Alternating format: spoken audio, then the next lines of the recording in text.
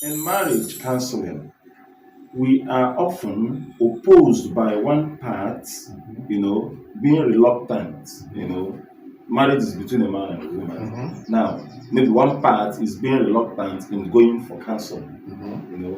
Each time they talk about it, he finds a way to put it down. Now, what advice are you going to give to the other partner who is struggling to see that the marriage works? You see, now, marriage is not something we force on people.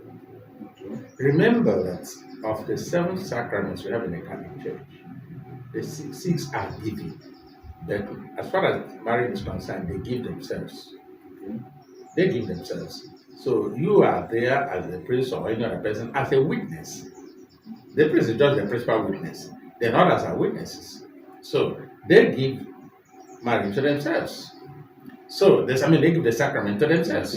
So now, two of them will have to agree. Remember the question that is being asked.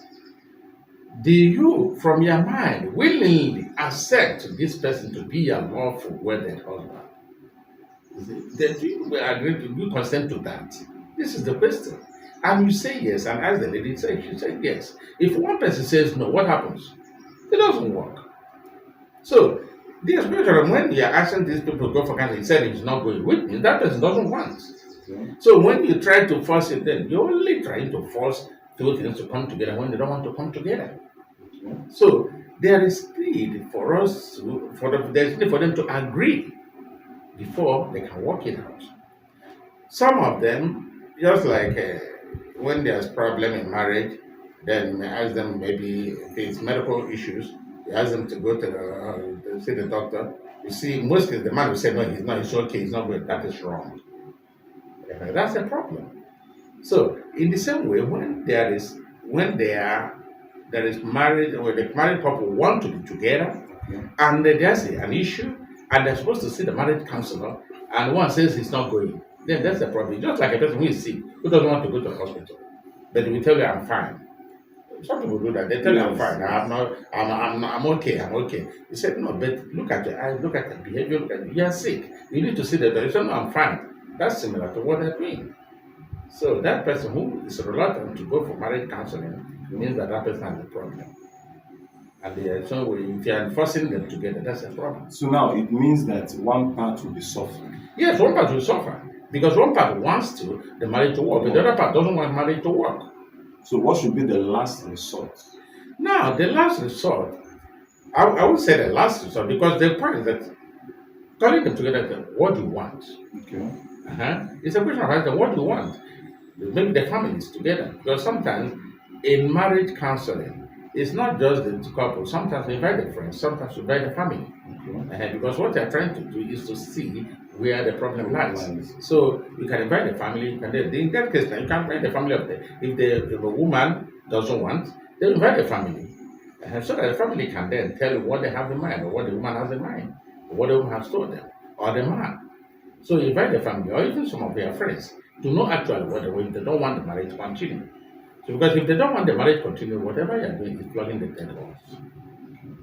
Now, Father, you know why I'm asking this question? Because we're trying to solve a problem. Okay. Because a lot of ladies are not speaking up and are dying in silence. Yeah. Now, in such an issue, now the lady is trying to solve the problem and the husband is not working. And they already have children. Now, because somebody was asking me if the last resort should be filing for divorce. And remember, there was a time we had a discussion with Father Abai, and we concluded that Catholic Church does not grant divorce. Yeah. Now, in this case, because somebody will now ask, even when I'm dying in my marriage, there's actually grant separation. Okay. The grant separation. Now, the thing is this: as far as we as counsel are concerned, we don't tell you that you have to divorce. And we don't tell you that you have to separate this. Rather, we ask you what you want to do. The problem is that some who are in that situation don't want to do much about it. And it's not for you to take the decision for them. You see a woman who has been suffering, maybe had been experiencing domestic violence, and then this woman will tell you, oh, I have to enjoy it for the sake of my children. But she forgot that she can die. and the children will suffer more. So now, if the person does not want to open up, there's nothing you can do about it. Then again, if the person feels that, oh, I have to get divorced, the caliber doesn't grant divorce, but you can talk about separation, of which you have to be on your own, and it has to be on for some time, and that helps too, because you don't know what the value of what you have until you lose it. Because I have done the situation where the man was maltreating the woman, and people have been talking to the man, even the friends. The man feels that, oh, I'm the man of the house, and it's my marriage, I have to dictate and everything. So the woman decided to leave and leave the children for him. After 2 days, you see the man then coming and telling the woman, oh, I'm so sorry. I didn't know this is what you're going through. I didn't know you have to suffer this. Now, for him, the woman is at home doing nothing. So he's the one struggling and getting the. Now he has known that it's not enough to just get the bread. To give the bread is another problem. So that is it. So you can get the money, you can then get the money, drop the money, so you go to the market and buy the food, cook the food, and dish out the food, and also manage the family. It's not an easy task. So that separation is what helps them to understand fully the position they are in, or touches them the more. Then they can eventually come together. Even when it is the woman who is providing. Even when it's the woman who is providing, and also providing the bread and also feeding the bread. Yeah. And yet the man of the house is not doing anything. In such case, what would the woman do? Because her life is already at stake. Yeah. Now, you see, this is why we have a lot of divorce overseas. Okay. And I've written a lot about marriage and marital problems, such a marital conflict among our people overseas. I've written about that. This is the issue of a lot of our people want to define their own system of marriage. Now, marriage has a way, it's a contract, and it has a good system. But some people want their own system, and they feel that it's a question of pick and choose. If you are doing, if you decide to marry like an African, the system of African marriage is different. If you decide to marry like the Europeans, American Europeans, their system is different. But some will pick what they like in American system, and then pick what they like in the traditional Igbo traditional system, and they want to join them together. Or African traditional system, they want to join them together. It doesn't follow. So it's a question of whichever one you want to apply, you apply. Now, first and foremost, what are you applying? If it is our own African system, the man takes care of the woman, pays the house rent if they're living anywhere, pays the school fees of the children, provides the bread, and then woman then manages and nurtures the children. So this is the way it is. But overseas, the woman then joins in providing the bread, in providing the other things, paying the bills. So in that case, the woman is involved. And if you're involved, they say he who plays the piper dictates the tone. The woman should be involved in deciding what happens to their money. So you can't say, I'm the man of the house, you decide what happens with her money. When she's even the breadwinner, that is where the problem lies.